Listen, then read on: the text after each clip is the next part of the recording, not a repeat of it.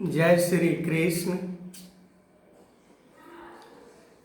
जड़ और चेतन ये दो अवस्था मनुष्य के अंदर होता है। पर चेतन अवस्था में जो प्राणी आ जाते हैं उनका रिश्ता परमात्मा से जुड़ जाता है। जड़ यानी संसार को, जड़ता को धारण करना यानी पतन की तरफ रुख कर देना। पतन की तरफ यात्रा शुरू हो जाती है जीवन की। पर चेतन होकर जीवन वही जी पाते हैं जो अपने बुद्धि और विवेक से काम करते हैं। विवेक बुद्धि स्थिर जब होता है तो किसी भी काम को सही सही फैसला लेकर वो काम में हाथ बटाता है। मानव जीवन जड़ता को प्राप्त करने के लिए नहीं बना। मानव जीवन दैविक गुणों से युक्त होकर इंसानियत के रास्ते पर चलकर, मानवता के रास्ते पर चलकर सतगुरु के एक एक वचन को मानकर जीवन जीना दैविक गुणों से युक्त कहलाता है। भगवान कृष्ण अर्जुन को जड़ बुद्धि से निकालने का प्रयास कर रहे हैं।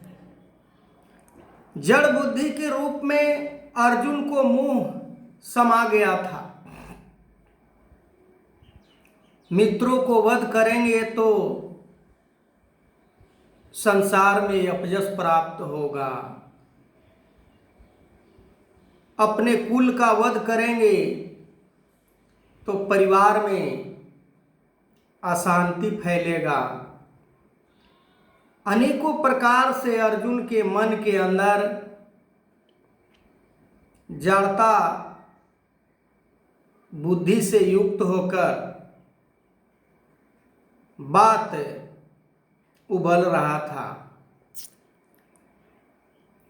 आज यदि संसार में देखा जाए, जड़ता को प्राप्त किए हुए मनुष्य संसार में इतना बेफिक्र होकर जीवन जी रहे होते हैं कि जैसे उनके लिए वास्तविक संसार ही सत्य है। दरअसल में ये संसार सत्य नहीं है। सत्य तो एक परमात्मा है जो आदि अनादि युगों युगों से एक रूप, एक रस, एक रंग अपने आप को कायम दायम पर कायम दायम रहने वाला सत्ता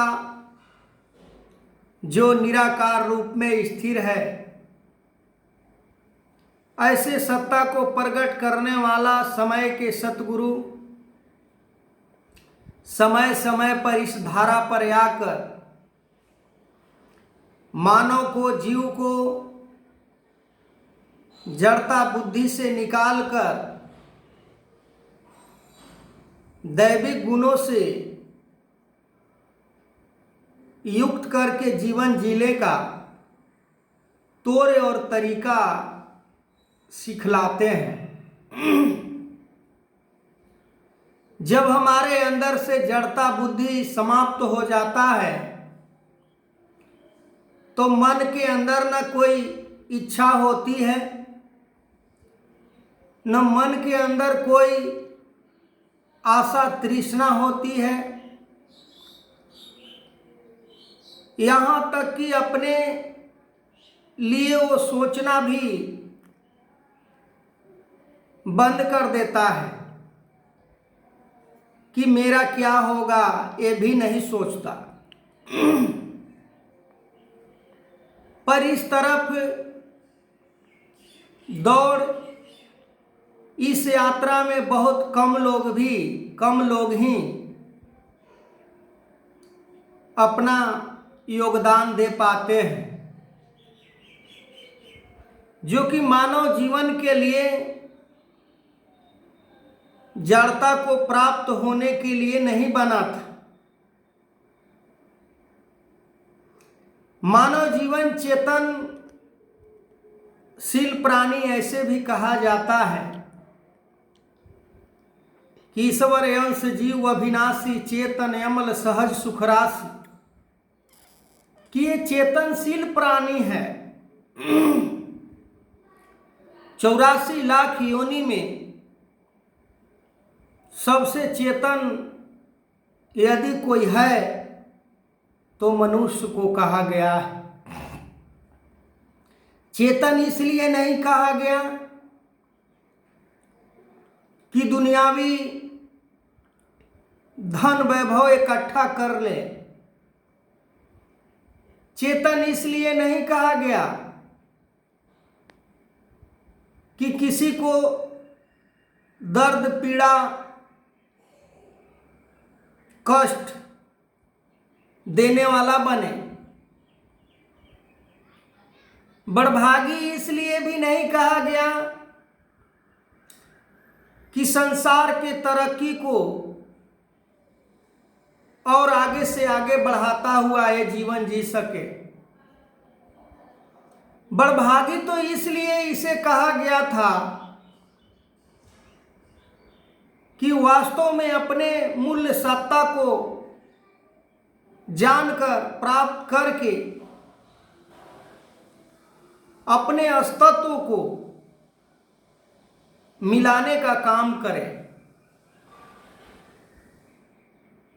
पर ऐसा देखा नहीं जाता है। माया के ऊपर हमारा मन हर बार ललचाता है। इसी बात पर संत शिरोमणि बाबा कबीर एक दोहा लिखते हैं कि मैं मुआ न मन मुआ, मरी मरी गया शरीर, आशा तृष्णा ना मुआ, कह गए दास कबीर। कि आशा और तृष्णा, मैं और मेरा का जो भाव है वो इंसान के अंदर से मरते दम तक नहीं निकलता। वही निकाल पाते हैं इन गुणों को, इन अवगुणों को, जो चेतन होकर जीवन जीते हैं, जो जड़ता को धारण करके जीवन जीते हैं। उनके अंदर काम क्रोध लोभ मोह अहंकार रूपी अवगुण हर समय वर्तमान होता है। भगवान कृष्ण ने अर्जुन को चेतन अवस्था में करके ये समझा रहे हैं कि क्षत्रिय के लिए एक सबसे बड़ा कोई धर्म है तो युद्ध करना ही धर्म है। युद्ध में यदि मरा भी जाता है तो उसका वाहवाही होता है, और हार भी जाता है तो यशोगान होता है। भगवान कृष्ण अर्जुन को ये बात पहले भी समझाए थे कि यदि जीत गया तो इस राज का उत्तराधिकारी तुम होगे, और हार गया तो संसार में यश प्राप्त होगा। अर्जुन, आज भी समय के सतगुरु यही समझाने का प्रयास कर रहे हैं। जीतन से हारन भला, जीतन दे संसार, जो हरा सो जीत चला।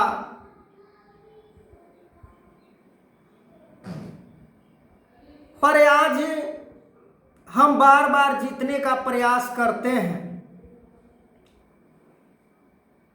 पर जीतना तो वो जीतना है जिसमें संसार का कोई नामो निशान न हो। संसार से जीत जाना, परमात्मा को प्राप्त कर लेना, माया से जीत हासिल करना, मन के ऊपर जीत हासिल करना, घृणा बैर नफरत के ऊपर जीत हासिल करना, ये दैविक गुणों वाली जीत हर किसी के हिस्से में प्राप्त नहीं होता। तो आगे मैं इस वीडियो को कंटिन्यू करूंगा। तब तक के लिए जय श्री कृष्ण।